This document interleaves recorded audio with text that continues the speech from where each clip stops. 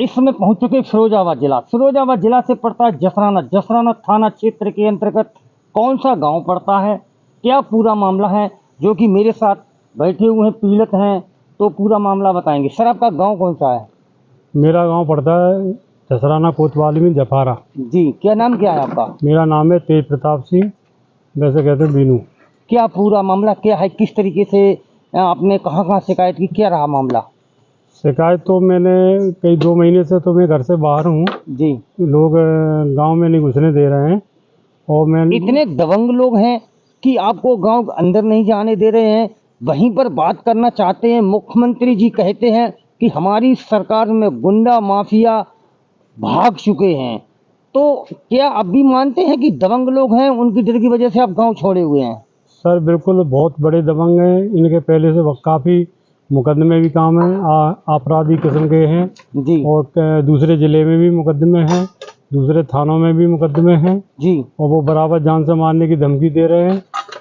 और अभी 3 दिन पहले मेरे घर पे गए, मेरी पत्नी अकेली थी जी। वहाँ भी धमकी दी और उनका कहना है कि अगर पुश्तैनी ज़मीन हमारे नाम नहीं करोगे, मकान नाम नहीं करोगे तो गांव में घुसने नहीं देंगे या हम एक्सीडेंट। मतलब जबरदस्ती कह रहे हैं कि अपनी जो जमीन है वो हमारे नाम कर दो, नहीं तो तुम लोगों को गांव में नहीं रहने देंगे। जी जी जी, ज़बरदस्ती पुश्तैनी ज़मीन हमारे नाम करो जी और ये धमकी दे रहे हैं कि जो बैनामा में खर्चा आएगा वो भी तुम साले जेब से दोगे। जी जी।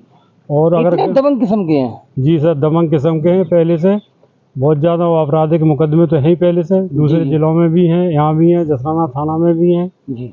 और ये कह रहे हैं एक्सीडेंट से मरवा देंगे, पता भी नहीं चलेगा कौन मार गया या कुछ भी हो सकता है हमारे परिवार के साथ। मैं अकेला हूँ, एक ही मेरे पे बेटा है, हम लोग अपनी जान बचाए रिश्तेदारों के यहाँ 3 महीने से इधर उधर का टाइम काट रहे हैं और साहब कोई सुनवाई नहीं हो रही है।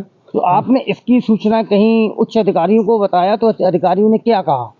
सर मैं थाने में 2-3 बार गया, तहरीर लिख के दी लेकिन मुकदमा नहीं हुआ। इसके बाद कप्तान साहब को भी दिया, मैंने डीजीपी को भी रजिस्ट्री की जी। और 2-3 बार ये रात को गाली गलौज पीछे की, मेरे खेत जोते ज़बरदस्ती। आपके खेत भी जोत लिए? हाँ, खेत जोत लिए जिसमें पौध पड़ती है धान की, जी। पौध पड़ी हुई थी। रात को दिन में जाके उन्होंने सब मेरी पौध बहुत जोत दी, जिसकी मैंने शिकायत की, ट्वीट किया मैंने डीजीपी के लिए, मुख्यमंत्री के यहाँ 112 पे कॉल भी की। जी। तो पुलिस आई गाँव में तो भाग गए। जी। अच्छा, और थाने में उनको बुलाया गया तो कहते हैं साहब में कोई वो नहीं है, लेकिन पीछे जिन पे हमारी खेती जी। बटाई पे उगाई पे जिन लोगों पे हमारी खेती थी, जी। उन लोग बेचारे गरीब लोग हैं, वो बोल नहीं सकते हैं, आतंक कितना है गांव में, तो वो सारे उनके तो घर। क्या लगता है उन लोगों के सामने कोई गांव में बोलता है या नहीं बोलता? सर ऐसा उनके सामने कोई नहीं बोल पाएगा, वो तो साहब बहुत बड़े बाहुबली हैं, क्योंकि वो समाजवादी पार्टी के जिला उपाध्यक्ष है, पूर्व ब्लॉक प्रमुख भी रहा है और प्रेजेंट में बड़ा भाई प्रधान है और उनके परिवार के ही लोग हैं, कोई बाहर का नहीं है, सब लोग इकट्ठे हैं। तो अब क्या फिर अधिकारियों ने क्या कहा कि जमीन बाबा की आप जोतिए, क्या कुछ अनुशासन दिया अभी? मैं थाने में गया तो उन्होंने कहा अपनी जमीन आप जोतिए जी। कि हम लोग तो फिर हमसे कहा कि आप पहुँचो खेत जुतवाओ, तो मैंने ट्रैक्टर भेजा, खेत जुतवाया। जी। जिस ट्रैक्टर वाले को खेत जोत रहा था वो उनके घर पहुँचे, फिर उनको भी ट्रैक्टर वाले को गाली गलौज की, जान से मारने की धमकी दी। अरे हाँ जी, तो बहुत बुरी पोजीशन है सर, और कहीं कोई सुनवाई ना हो रही। एक तरफ बाबा कहते हैं कि कतई करके माफियागिरी नहीं चलेगी और मैं साहब 3 महीने से बाहर भटक रहा हूँ अपना बच्चे तो की जान। दबंगों की वजह से आपने गांव ही छोड़ दिया? हाँ सर, गांव छोड़ दिया। अगर मैं गांव में जाऊंगा तो सर मेरी हत्या हो जाएगी या मेरे बेटे की हत्या हो जाएगी। तो क्या सरकार से गुजारिश करना चाहते हैं, क्या अधिकारियों से कहना चाहते हैं, किस तरीके से आपकी मदद हो पाए? सर मैं ये चाहता हूँ कि सख्त कानूनी कार्रवाई की जाए जी। जिससे इनके हौसले टूटें और मैं अपनी खेती बाड़ी कर सकूं, गांव पहुंच सकूं जी। और सच्चाई का पता किया जाए कि कौन सही है कौन गलत है। जी जी। और मुझे न्याय मिलना चाहिए। मैं तो अगर आपको न्याय नहीं मिलता तो क्या आप धरना देंगे, क्या भूख हड़ताल जैसी क्या करेंगे? अगर साहब मुझे न्याय नहीं मिलेगा तो मैं धरना प्रदर्शन भी करूंगा और मुख्यमंत्री दरबार भी जा रहा हूं, जाऊंगा। नहीं सुनवाई होगी तो उसके बाद सब कुछ नहीं होगा, धरने पर बैठूंगा। नहीं होगा, कुछ मजबूरी होगी तो ये लोग मरेंगे, इससे बढ़ते तो आत्महत्या कर लूँ, क्या करूँ समझ में नहीं आ रहा कुछ। तो मुख्यमंत्री जी पर आपको भरोसा है कि आपको न्याय मिलेगा? नहीं, भरोसा तो है, मुख्यमंत्री जी पर पूरा भरोसा है। अच्छे माफिया सिलेंडर हो गए। जी जी। तो ये कितने भी बड़े माफिया हों, कार्रवाई होगी तो सिलेंडर होंगे, कार्रवाई नहीं हो पा रही है इनके खिलाफ।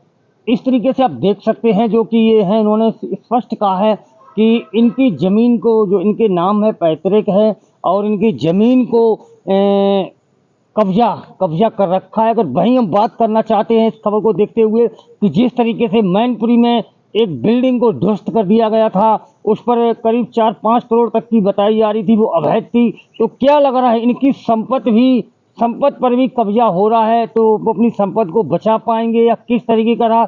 इनका एक बयान रहा है कि अगर मेरे साथ न्याय नहीं मिलेगा तो हम धरना पर भी बैठेंगे और हर जगह पहुंचेंगे। अगर फिर भी न्याय नहीं मिलेगा तो हम आत्महत्या भी कर लेंगे।